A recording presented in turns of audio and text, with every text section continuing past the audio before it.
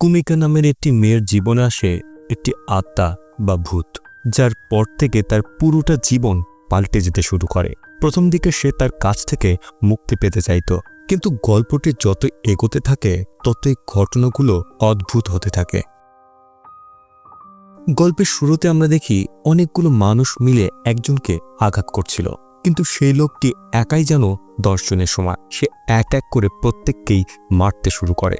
এরপর যখন আর কেউ ছিল না, তখন সে শান্তিতে বসে একটা সিগারেট ধরায়। তখনই পেছন থেকে কেউ একজন গুলি করে তাকে মেরে ফেলে। এর কিছুক্ষণ পরে একদল লোক এসে তার মৃত শরীরকে সরিয়ে পুরো জায়গাটি একদম পরিষ্কার করে ফেলে। কোনো চিহ্ন তারা রাখে না, কিন্তু গুলির যে খোসাটা ছিল সেটা সেখানেই পড়েছিল। এই খোসাটা বিভিন্ন মানুষের পায়ের সাথে ধাক্কা খেয়ে এদিক ওদিক ছুটতে থাকে। অন্যদিকে আমরা কলেজ পড়ুয়া একটি মেয়ে কুমিকাকে দেখি, যে রেস্টুরেন্টে পার্ট টাইম কাজ করে। আসলে সে একজন ইনফ্লুয়েন্সার হতে চায়, আর এজন্য সে একজন সোশ্যাল মিডিয়া স্টার কাতাইমার সাথে দেখা করতে যায়। কুমিকা তাকে বোঝায় যে সেও তার মতোই কন্টেন্ট ক্রিয়েট করতে চায়, কিন্তু কাতাইমা এসব কথার কোনো গুরুত্ব দিচ্ছিল না, বরং উল্টো তাকে নেশা করার জন্য বাধ্য করছিল। কুমিকা স্পষ্টভাবে বলে দেয় সে নেশা করবে না, সে চাচ্ছিল কোনো না কোনোভাবে তার কাজটা যেন হয়ে যায়। কিন্তু লোকটি অনবরত ড্রিঙ্ক করেই যাচ্ছিল। এই লোকের সাথে তাল মিলাতে গিয়ে অবশেষে সেও ড্রিঙ্ক করে। পুরো রাত তারা দুজন একসাথে ড্রিঙ্ক করে। সকাল হলে তারা সেখান থেকে বেরিয়ে যায়। পুরো রাত কাতাইমা শুধু ফালতু আলাপ করছিল। তার সাথে দেখা করে কুমিকার কোনো লাভই হলো না, আর তার সে রেগে তার চোপায় একটি জোরে লাথি মারে। কিন্তু এটা শুধু তার মনের ভেতরে ঘটছিল, বাস্তবে সে এটা করতে পারে না। বাড়ি পৌঁছাতে গিয়ে হঠাৎ সে সিঁড়ি থেকে নিচে পড়ে যায়। এই সময় সামনে একটি গুলির খোসা দেখতে পায়। সে সেই খোসাটি হাতে নেয়। তখনই যে বন্দুক থেকে এই গুলিটি চালানো হয়েছিল সেটার ভীষণ দেখে। সে মনে করে হয়তো এটা ড্রিঙ্ক করার ফলে হয়েছে। দ্রুত সে খোসাটি নিয়ে উঠে বাড়ির উদ্দেশ্যে রওনা হয়। অ্যাপার্টমেন্টের সামনে তার বান্ধবী মাহু দাঁড়িয়েছিল। সে জানায় যে আজকে সে বাড়ি যেতে পারবে না। কুমিকা লক্ষ্য করে তার মুখে আঘাতের চিহ্ন, আর বলে তুমি তার সাথে ব্রেকআপ কেন করে নাও না। এরপর দুজন বাড়ির ভেতরে ঢোকে। হঠাৎ কুমিকা লক্ষ্য করে ঘরের ভেতরে একজন লোক দাঁড়িয়ে আছে, যাকে দেখে সে চমকে ওঠে। মাহু জিজ্ঞাসা করে কি হয়েছে। কুমিকা জিজ্ঞাসা করে এই লোকটাকে। মাহু সেদিকে তাকায়, কিন্তু কিছুই বুঝতে পারে না, আর তাকে জিজ্ঞাসা করে তুমি কি বলছো, এখানে তো কেউ নেই। কুমিকা বলে দেখতে পাচ্ছ না, লোকটির পুরো শরীর রক্তে ভেজা। মাহু মনে করে হয়তো সে নেশা করে এসেছে। কুমিকা একটি জিনিস তার দিকে ছুঁড়ে মারে, কিন্তু সেটি তার শরীরের এদিক দিয়ে ঢুকে ওদিক দিয়ে বেরিয়ে যায়। এটা দেখেই সে ভূত ভূত বলে চিৎকার করতে থাকে। তার এমন অবস্থা দেখে মাহুও একটু ভয় পেয়ে যায়, আর তাই তাকে শান্ত করার চেষ্টা করে। কিন্তু যখন লোকটি গায়েব হয়ে যায় তখনই শুধুমাত্র কুমিকা শান্ত হয়। এমন সময় মাহুর একটি মেসেজ আসে, যেটি দেখেই সে সেখান থেকে মন খারাপ করে চলে যায়। যাবার সময় কুমিকা তাকে ডাক্তারের সাথে দেখা করতে বলে।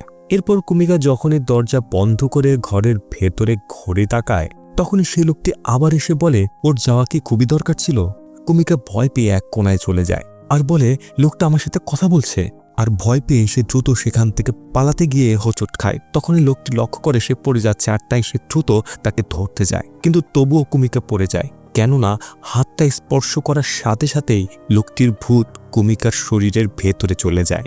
অবাক করার বিষয় হলো লোকটি তার শরীরের ভেতর থেকেই তার সাথে কথা বলতে পারছিল, এমনকি দুইজনই শরীর কন্ট্রোল করতে পারছিল। কুমিকা রেগে বলে আমার শরীর থেকে বেরিয়ে যাও। লোকটি জানায় দেখো আমি প্রথমবারের মতো ভূত হয়েছি, তাই এটা কিভাবে কাজ করে এসব বিষয়ে আমি খুব একটা কিছু জানি না। কুমিকা বলে আমি কিছু জানি না, তুমি আমার শরীর থেকে বের হও। ভূত বলে ঠিক আছে, আজকের জন্য এতটুকু যথেষ্ট। এটা বলে সে তার শরীর থেকে বেরিয়ে আসে। কুমিকা মনে করে ভূতটা হয়তো চলে গেছে, আর তাই সে সৃষ্টিকর্তার কাছে শুকরিয়া আদায় করে, কেননা সে এখনো জীবিত। তখন তার সামনে আবার সেই ভূত চলে আসে, আর তাকে বলতে থাকে কোনো মানুষের শরীরের ভেতরে ঢোকাটা যতটা ভালো মনে করেছিলাম ততটাও ভালো নয়। এটা দেখেই কুমিকা চিৎকার করে সেখান থেকে পালাতে শুরু করে, কেননা ভূতটা এখনো তার ঘরের মধ্যে। পালাতে পালাতে সে চিন্তা করে তার কি উচিত পুলিশকে কল করা, কিন্তু কিছু দূর যেতেই দেখে সেই ভূতটি আবারও তার সামনে। কেননা যখনই সে কিছু দূর যায় তখনই সেই ভূত টেলিপোর্ট হয়ে তার সামনে চলে আসে। কুমিকা এখান থেকেও পালিয়ে যায়, কিন্তু পালাতে পালাতে সে একটি নির্জন গলির সামনে এসে দাঁড়ায়, যেখানে মাহুকে তার বয়ফ্রেন্ড টাকার জন্য নির্যাতন করছিল। কুমিকা গিয়ে তার বয়ফ্রেন্ডের কাছে এসব ব্যাপারে জিজ্ঞাসা করে, কিন্তু ছেলেটি বলে তুমি আমাদের বিষয় থেকে দূরে থাকো। এরপর তার বয়ফ্রেন্ড মাহুকে টেনে তার সাথে নিয়ে যাচ্ছিল। তখনই ভূত কুমিকার কাছে এসে জিজ্ঞাসা করে, তুমি কি ওই শয়তানটাকে তার বাজে ব্যবহারের জন্য উচিত শিক্ষা দিতে চাও? কুমিকা ভয় পেয়ে যায়, কিন্তু এবার সে পালায় না। ভূত বলে, যদি তুমি পাওয়ার পেতে চাও তাহলে আমার হাত ধরো। কিন্তু কুমিকা এতে রাজি হয় না, কেননা সে পুনরায় তার শরীরের কন্ট্রোল কোনো অপরিচিত ভূতকে দিতে চায় না। ভূত বলে, তুমি তো তোমার বান্ধবীর আঘাত দেখেছ তাই না? তাহলে তুমি কি তাকে বাঁচাতে চাও না? তখনই সে লক্ষ্য করে মাহুর বয়ফ্রেন্ড পুনরায় তাকে মারধর করছে। এটা দেখার পরে সে রেগে ভূতের কথা রাজি হয়ে যায়। এরপর তারা যখনই একে অপরের হাত ধরে তখনই ভূত তার শরীরের ভেতরে চলে যায়। মাহুর বয়ফ্রেন্ড যখন তাকে ঘুষি মারতে যাচ্ছিল তখনই কণিকা তার হাত ধরে। বয়ফ্রেন্ডটি বুঝতে পারছিল না এই বাচ্চা মেয়ের শরীরে এত শক্তি এলো কোথা থেকে। এরপর তার মুখ বরাবর জোরে একটি ঘুষি মারে, কিন্তু এতেও তার যেন হুঁশ ফেরে না, আর বয়ফ্রেন্ড কুমিকাকে প্রাণে মেরে ফেলার হুমকি দেয়। কিন্তু এর একটু পরেই কুমিকা দুর্দান্ত কৌশলে তাকে যে আঘাতটা করে এতে সে যেন আকাশের তারা দেখতে শুরু করে।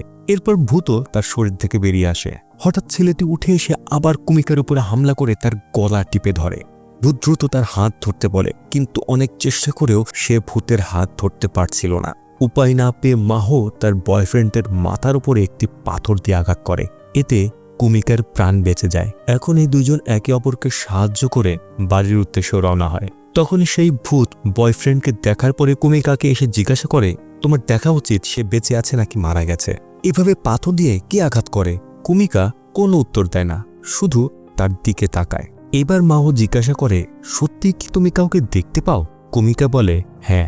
এরপর এই তিনজন যায় একটি কফি শপে, যেখানে কুমিকা তাকে এই ভূত সম্পর্কে সবকিছু খুলে বলে। সে জানায় এই ভূতটাকে শুধুমাত্র সে ছাড়া কেউ দেখতেও পারে না, শুনতেও পারে না, এমনকি স্পর্শও করতে পারে না। তখন মাহু জিজ্ঞাসা করে, তাহলে যে লড়াইটা তুমি করছিলে সেটা আসলে সেই ভূত করছিল?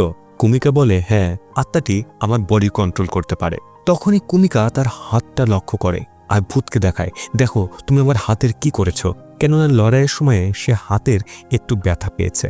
এরপর সে ইন্টারনেটে সার্চ করে যে ভূতের হাত থেকে কিভাবে ছাড়া পাওয়া যায়। তখনই সে একটি লবণের বোতল হাতে নিয়ে যেখানে সেই ভূতটি বসেছিল সেখানে ফেলতে শুরু করে। মাহু তার এমন পাগলামি করতে নিষেধ করে, কেননা এমন কিছু করলে আশেপাশের মানুষজন তাকে পাগল ছাড়া আর কিছুই ভাববে না। ভূত বলে, আমি তোমাকে সাহায্য করেছি আর তুমি আমার উপরে রাগ করছো। কুমিকা বলে, তাহলে তুমি যাচ্ছ না কেন? ভূত বলে, এটা এতটাও সহজ না। মনে আছে তুমি গুলির খোলস তুলেছিলে? আমার মনে হয় যে গুলিতে আমার মৃত্যু হয়েছে এটা হয়তো সেই গুলিরই খোলস। সাথে সাথে সে পকেট থেকে সেই খোলসটি বের করে টেবিলের উপর ফেলে দেয় আর বলতে থাকে, আমি তো জানতামই না এটা একটা গুলির খোলস। ভূত জানায় সে মনে করতে পারছে না যে সে কিভাবে মারা গেছে। হয়তো এই খোলসের ভিতরে যে গুলিটা ছিল সেটাতেই সে মারা গেছে। আর কুমিকা যখন এটা হাতে নিয়েছে তখনই সে তার আত্মার সাথে জুড়ে গেছে। কুমিকা অবাক হয়ে যায় এই ভূতটিকে হত্যা করা হয়েছে। তখন ভূত তার নিজের ব্যাপারে বলতে থাকে যে তার নাম কুডো। মারা যাওয়ার আগে সে একজন হিটম্যান ছিল। এটা শুনে কুমিকা তো অবাক হয়ে যায়। কুডো জানায় সে একটি সংস্থার জন্য কাজ করত। হয়তো সেই সংস্থার কোনো একটি গ্রুপ তাকে মেরে ফেলেছে, আর হয়তো যতক্ষণ না পর্যন্ত তার মৃত্যুর বদলা নিতে পারছে ততক্ষণ পর্যন্ত হয়তো সে মুক্তি পাবে না। কুডো আরও বলে, আমরা দুজন মিলে তাদের এক এক করে মেরে ফেলব, শুধুমাত্র তোমার সাহায্যের প্রয়োজন। এদিকে কুমিকা যে তার কথা শুনে শক্ট হয়েছিল সেই স্পষ্টভাবে না বলে দেয়। এরপর দ্রুত সেখান থেকে বেরিয়ে আসে আর কুমিকা মাহুকে বলতে থাকে একজন হিটম্যানের বদলা নেওয়াতে তার কোনো আগ্রহ নেই, আর তাই সে কুডুকে ইগনোর করার সিদ্ধান্ত নেয়। আর পেছন থেকে কুডু বলতে থাকে, খুব ভালো হতো যদি সেই খোলসটি তুমি না পেয়ে কোনো এক সোলজার যদি পেত। এরপর কুমিকা মাহুকে একটি অ্যালার্ম দেয় আর বলে, যদি সে শয়তান তোমাকে আবারও বিরক্ত করতে আসে তাহলে তুমি সাথে সাথে আমাকে কল করবে। আর হ্যাঁ, পুলিশকে জানাতে যেন একদমই ভুলো না। এরপর সে তার কাছ থেকে বিদায় নিয়ে চলে যায়। এরপর সে যায় একটি চার্চে আর সেখানে সেই খোলসটি ফেলে সৃষ্টিকর্তার কাছে প্রার্থনা করে যেন সৃষ্টিকর্তা তাকে এই আত্মার হাত থেকে ছাড়িয়ে নেয়। আর কুডু পাশ থেকে দাঁড়িয়ে বলে, আমার মনে হয় না এভাবে প্রার্থনা করলে কোনো কাজ হবে। তখনই কুমিকার কাছে কাতাইমার মেসেজ আসে, যে ন্যারোমো নামের একটি ছেলের সাথে ছিল, যাকে দেখে কুমিকা অনেক এক্সাইটেড হয়ে যায়। কুডু জিজ্ঞাসা করে, এই নরমি লোকটাকে? আর তাকে দেখে তুমি কেন এত খুশি হচ্ছ? কুমিকা জানায় এ হলো সোশ্যাল মিডিয়া স্টার, আর তার কাছে ৭০,০০০-এরও বেশি ফলোয়ার আছে। কুডো তার ছবি দেখে, আর দেখেই সে চমকে কুমিকাকে বলে এই ছেলেটি মোটেও কোনো ভালো ছেলে নয়। কুমিকা জিজ্ঞাসা করে তুমি কিভাবে জানলে? কিন্তু কুডো ভুলে গিয়েছিল তার কোনো কিছু মনেই নেই, সে তো সবকিছু ভুলে গেছে। আর তাই কুমিকা তার কথা ইগনোর করে সেখান থেকে চলে যায়। এরপর সে সেই বাড়ি যায় যেখানে কাতাইমা ও নারুমি একসাথে পার্টি করছিল। কুমিকাও তাদের সাথে ড্রিঙ্ক করার জন্য বসে পড়ে। কিছুক্ষণের মধ্যেই সে বুঝে যায় এই ছেলে দুটো তাকে স্পর্শ করার চেষ্টা করছে, আর একটু পরে সে অনুভব করে তার মাথা ঘুরছে। আর তাই কুমিকা তাদেরকে বলে সে ভালো অনুভব করছে না, এখন আমার বাড়ি যাওয়া উচিত। তাই কাউন্টারের টাকা দিয়ে সে চলে যাচ্ছিল। তার যেন কি হয়েছে, সে ঠিকমতো চলতেও পারছে না। সে বুঝতে পারে এই দুইজন তার ড্রিঙ্কের ভেতরে কিছু একটা মিশিয়েছে। তাকে দেখে কাতাইমা ও নারুমি নিজেদের মধ্যে কথা বলছিল যে আমি তো ভাবিইনি এই ড্রাগ এত তাড়াতাড়ি কাজ করবে। তখনই কুমিকা রেগে তাদের দিকে তাকিয়ে কুডোকে বলে ধন্যবাদ তোমাকে যে তারা আমাকে ড্রাগ দিচ্ছিল। আসলে একটু আগে কি ঘটেছিল সে সময় কিছুটা স্মৃতি ফিরে পেয়েছিল, আর তাই সে কুমিকাকে বলে দিয়েছিল যে নারুমি ও কাতাইমা মেয়েদেরকে ড্রাগ দেয়, তারপর তাদের সাথে যা ইচ্ছা তাই করে। সে এই ঘটনাগুলি জানত কারণ কুডো যে সংস্থার জন্য কাজ করত সেই সংস্থা এ ধরনের ড্রাগস তৈরি করে, আর অনেকবার তাদের সংস্থা এদের কাছে সেগুলো বিক্রি করেছে। কুমিকা তার কথা তো বিশ্বাস করে না, কিন্তু কোনো ধরনের রিস্কও নিতে চাচ্ছিল না। আর তাই সে কুডোকে বলে যদি এটা সত্যি হয় তাহলে আমি ওদের হাড় ভেঙে দেব।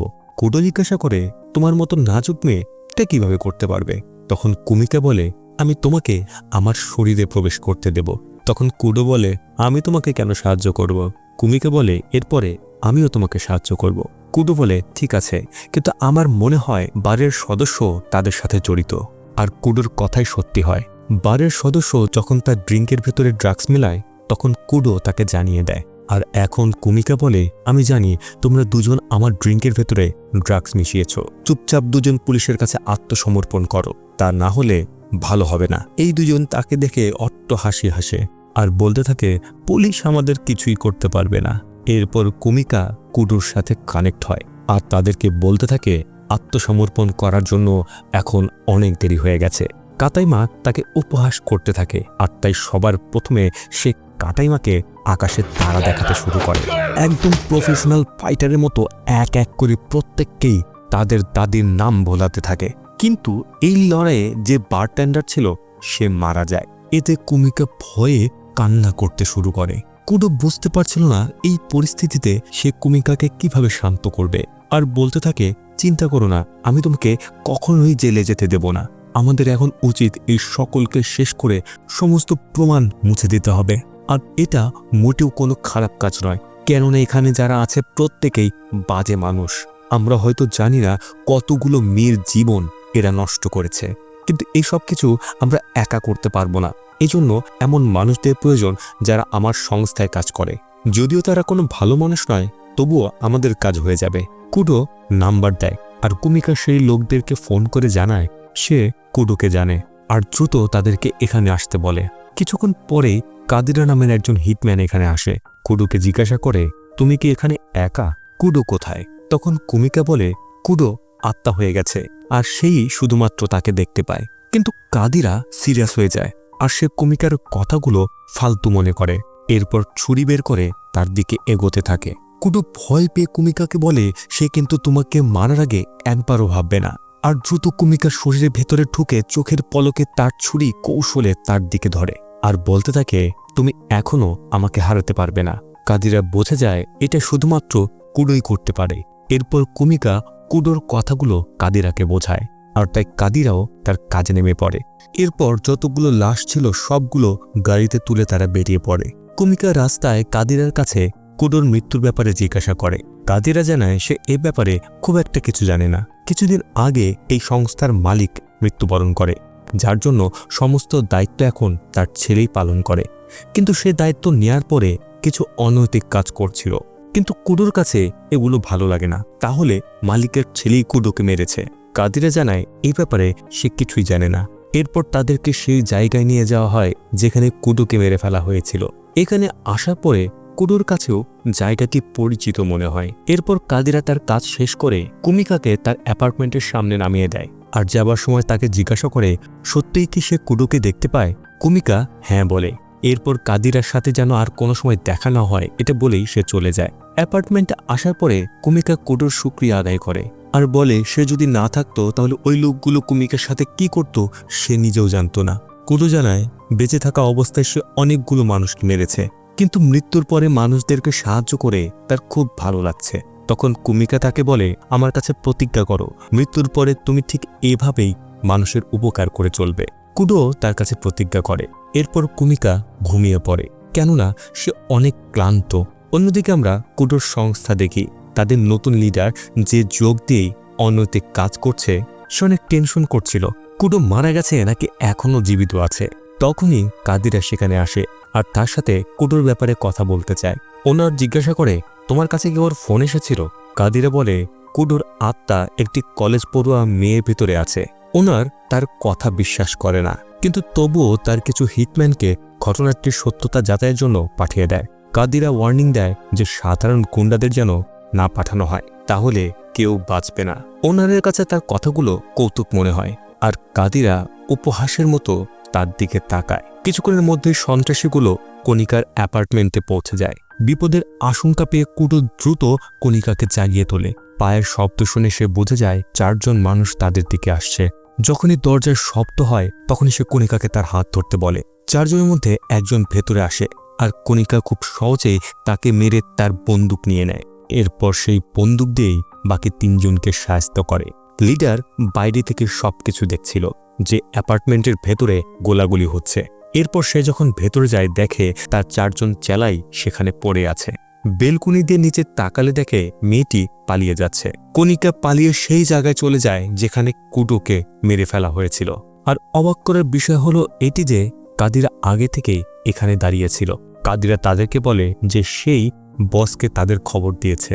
এটা শুনে কুডো তার ওপরে রেগে যায়। কণিকা বলে তোমাদের জন্য আমার অ্যাপার্টমেন্টের অবস্থা জঘন্য হয়ে গেছে, এখন তুমি এগুলি ঠিক করে দেবে। তখনই কাদিরা কণিকার উপরে বন্দুক ধরে। চোখের পলকে কুডো কণিকার শরীরের ভেতর ঢুকে কাদিরাকে সাহায্য করতে শুরু করে আর বন্দুক খুলে সেটা ফেলে দেয়। এরপর দুজনের মধ্যে চোখ ধাঁধানো লড়াই শুরু হয়।